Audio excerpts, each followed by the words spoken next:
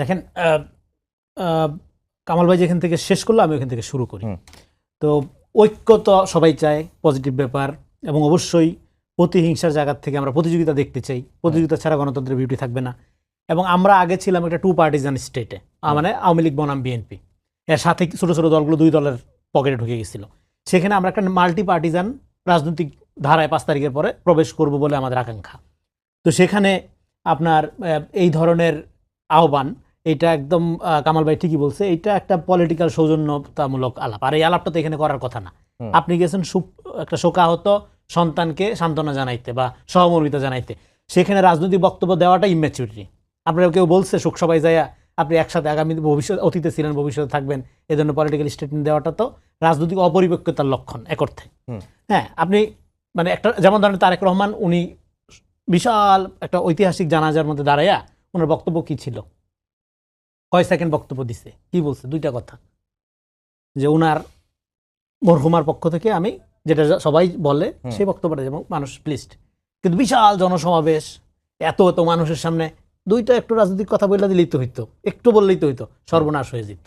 ফলে আদবের কতগুলো ব্যাপার আছে, কতগুলো যে সব জায়গায় সব রাজনীতি করতে হয় না, এটা হলো একটা দিকে। তারপরেও জাতীয় ঐক্যের কথাটা শুনতে শুনতে আমরা 5 তারিখের পরের থেকে, হ্যাঁ, এইটা আমার মনে হয় যে এটা আর কোনো মিনিং তৈরি করে না।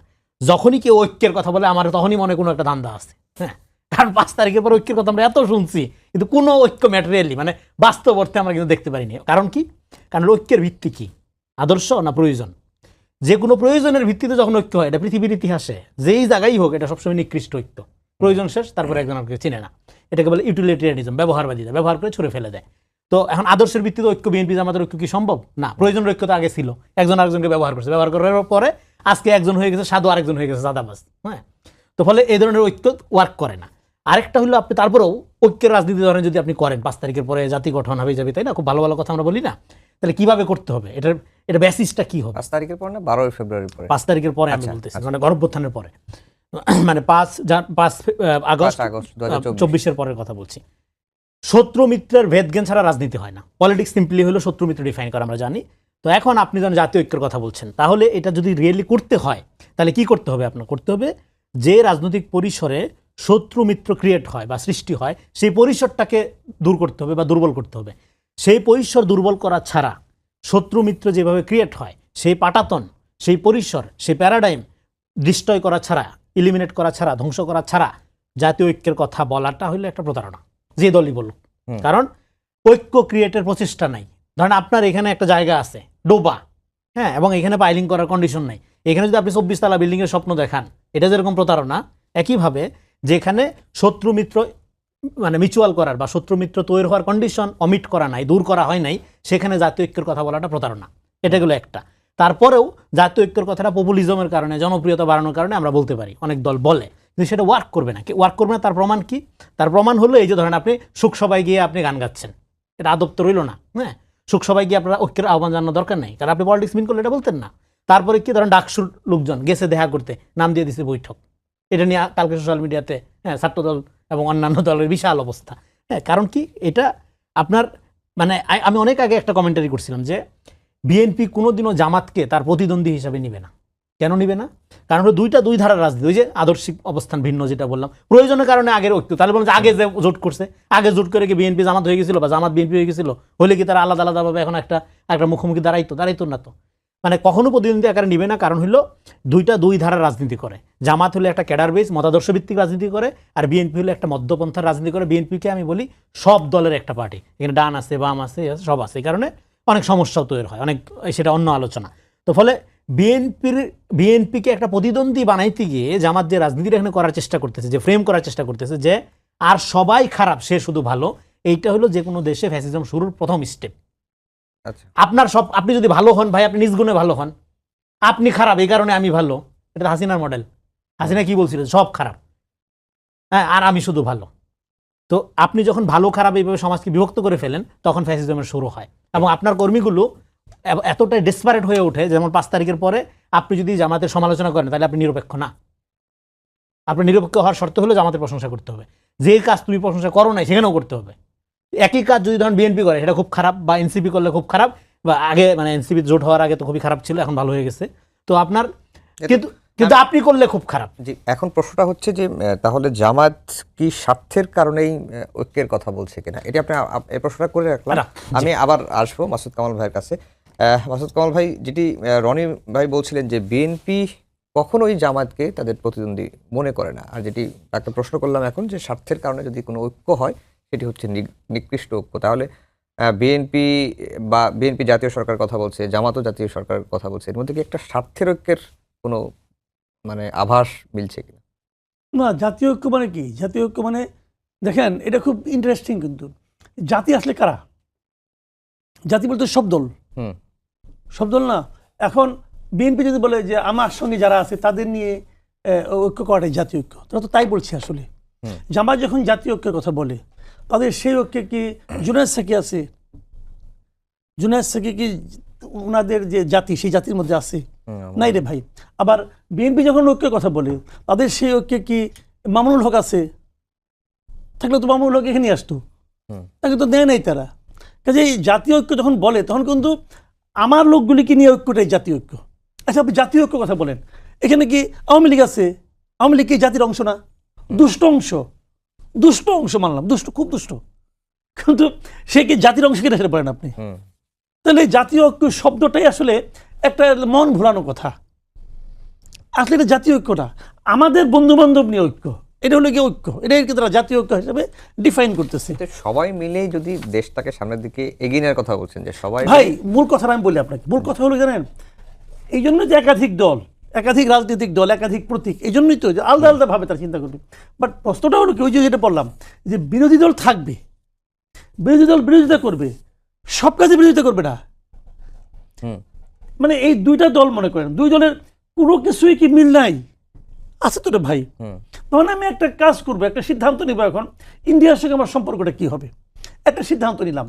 এখন এই সিদ্ধান্তটা সরকার নিল, যেটা যে সরকারি হোক, আমি সরকারের নাম বলতে চাই, যে সরকারি হোক, সরকারকে সিদ্ধান্ত নিল যে আমি এটা করতে চাই। এখন যদি এই সিদ্ধান্তটা বিরোধী দলের সঙ্গে মিলে যায়, তাও কি তার বিরোধিতা করতে হবে?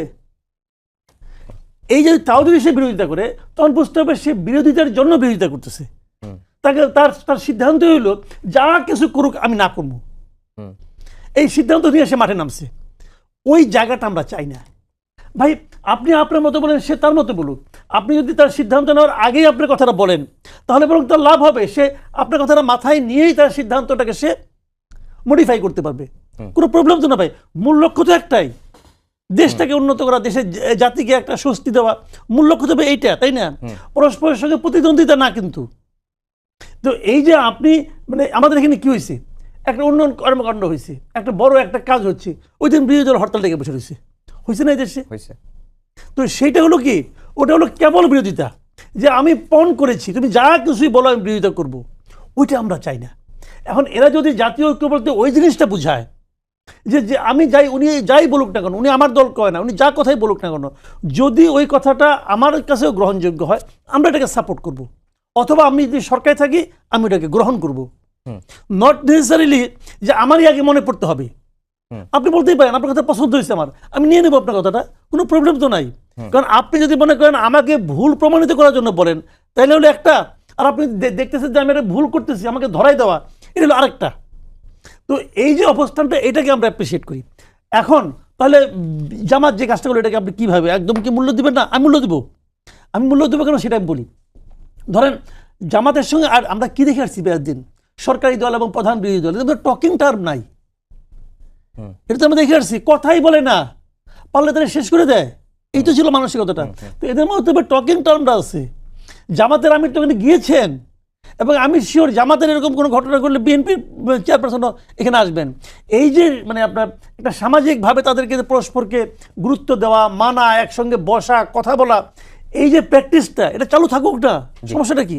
এটা তো আমি মনে করি এর জন্য ভালো। জি, রেজাল্ট করেন রনি, যে প্রশ্নটা আমার কাছে করেছিল। দেখেন, এটা ডেফিনেটলি জাতীয় ঐক্য তো এমনিতে একটা আছে, সেটা হলো জাতীয় স্বার্থগুলোর ব্যাপারে। 5 তারিখের পরে আমরা বলছিলাম রাজনীতিটা 100% বিরোধিতার জায়গা, যেখানে কামাল ভাই আলোচনা করতেছিলেন যে 100% বিরোধিতার জায়গায় রাজনীতি করার সুযোগ নেই। কিন্তু প্রবলেমটা হয় কি, আপনি তখনই খুশি থাকেন যখন আপনার স্বার্থটা হাসিল হয়। আপনার অবশ্যই একটা ট্রান্সপারেন্সি থাকতে হবে। যেমন ধরেন একই জিনিস, যেমন বিএনপির একটা লোক পোস্টার টানাইলে খুব খারাপ, ও চাঁদাবাজ, কিন্তু আপনার একটা লোক পোস্টার টানাইলে ভালো, এটা কিভাবে হয়? এই যে খারাপ তো এটা খারাপ। যেমন আমি একটা ধন্যবাদ জানাইতে চাই আজকে বিএনপির অ্যাক্টিং চেয়ারপারসন 15ই আগস্ট 2024 সালে একটা লাইভ টক শোতে আমি বলছিলাম যে এই পোস্টার লাগানোর রাজনীতি থেকে বাংলাদেশের মানুষকে দয়া করে রেহাই দেন। হ্যাঁ, এবং চাঁদাবাজি যদি আপনি বন্ধ করতে চান তার ফার্স্ট স্টেপ হলে পোস্টারিংটা বন্ধ করতে হবে।